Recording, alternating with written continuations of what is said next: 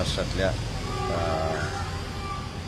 नव्या राजकारणाची सुरुवात कशी होईल आणि ते कोण कोण करणार आहेत. नक्कीच 100% सकारात्मकदृष्ट्या चर्चा झालेली आहे आणि त्याचं फलित हे पुणे लोकसभेचा खासदार हा या सगळ्या विचारातून होईल याची मला पूर्ण खात्री आहे. पुणे लोकसभेची निवडणूक लढणार हे 100% आहे. उलट मी माझं नशीब समजतो की मला वंचित बहुजन आघाडीचे सर्वे आंबेडकर साहेब यांनी मला इकडे बोलवलं आणि मला एवढा वेळ त्यांनी दिलाय आणि या वेळेमधून अतिशय चांगल्या प्रकारची चर्चा झालेली आहे. येणाऱ्या 1-2 दिवसामध्ये ज्या स्तरावरती चर्चा व्हायच्यात मोठ्या, आज माझा पहिलाच दिवस आहे. आम्ही पहिल्यांदाच चर्चेला आलोय.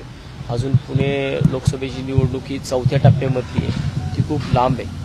त्यामुळं मला वाटतं की ज्या चर्चा आमच्या झाली आहे ती अतिशय पॉझिटिव्ह झालेली आहे आणि त्याच्यामध्ये जे काही पुढचे मार्ग असतील, पुढचा कशा प्रकारे मार्गक्रमण होईल तो येणाऱ्या 2-4 दिवसामध्ये सगळं कळेल.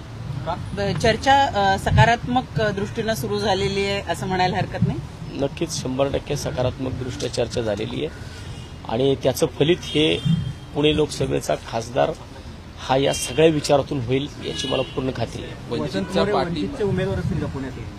आता ते साहेब भविष्यामध्ये त्याच्या बाबतीमध्ये जो काही निर्णय असेल तो साहेब घेतील आणि येणाऱ्या 2-3 दिवसामध्ये त्याच्यामध्ये भूमिका साहेब जाहीर करतील. तुम्ही वंचितमध्ये प्रवेश घेणार आहात की पाठिंबा घेणार आहात? मी त्या बाबतीमध्ये आता मी फक्त पहिल्यांदा चर्चेला चालवलो आहे. आजची चर्चा ही सकारात्मक झालेली आहे आणि त्यामुळे मला वाटतं येणाऱ्या 2-3 दिवसामध्ये या बाबतीमध्ये निर्णय काय तो होईल. तात्या यांच्याबरोबरची असणारी चर्चा ही झालेली आहे. दुसरी असणारी जी महत्वाची चर्चा अजून व्हायची आहे आणि जे काही ऑफिशियली आपल्याला सांगायचं आहे, कळवायचं आहे ते 31 तारखेपर्यंत आपल्याला कळेल असं मी त्या ठिकाणी आपल्याला सांगतो. महाराष्ट्रातल्या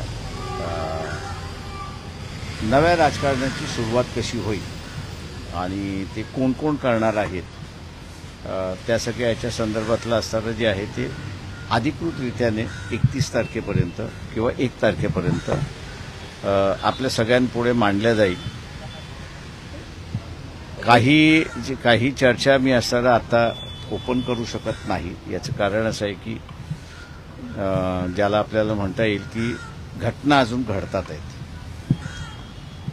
राजकीय स्तरावरती नाही पण सोशल स्तरावरती, गाव पातळीवरती आहे.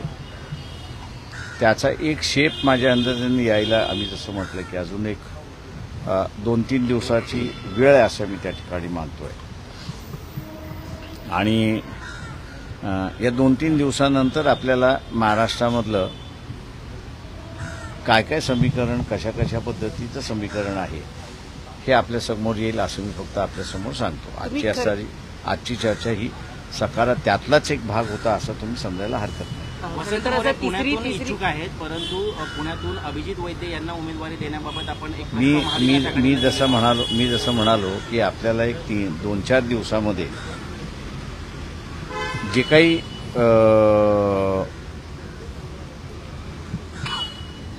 ग्रामीण शहरी पातळीवरती होत आहे त्याच्याबद्दल आज मी काही बोलणार नाही किंवा बोलू इच्छित नाही, परंतु एक 4-5 दिवसामध्ये निश्चितपणे आपल्यासमोर येईल एवढं मी आपल्याला सांगतो आणि ते आपल्या सगळ्यांचं असणारं उत्तर असतील असं मी त्या ठिकाणी मानतोय.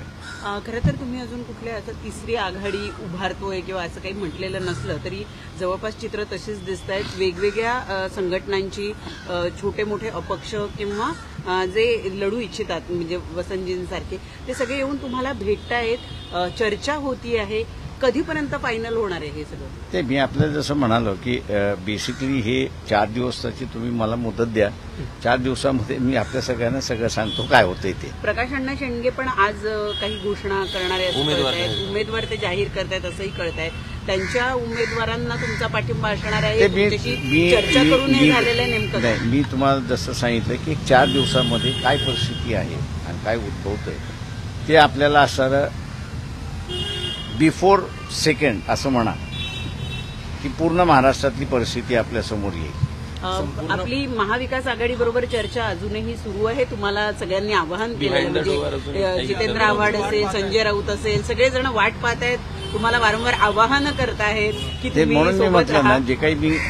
जे काही आता मी करतोय ते 2 तारखेपर्यंत आपल्या सगळ्यांच्या समोर येईल असं मी त्या ठिकाणी मानतो. महाविकास आघाडीचा विचार अजून संपलेला नाही तुमच्या डोक्यात. चर्चा चालू मी आहे. म्हटलं 2 तारखेपर्यंत थांबा. थँक्यू. संजय राऊत म्हणतात की Thank you, thank you. लोकशाहीच्या पाठीत Thank जे you. उपस्थित आहेत यांच्या विरोधात आम्हाला एकत्र थँक्यू. हिंदी में सर, हिंदी में बताइए। वसंत मोरे यहाँ पर पहुंचे हुए हैं, क्या आप लोग इन्हें उम्मीदवारी देने पर विचार कर रहे हैं? नहीं, देखिए ऐसा है कि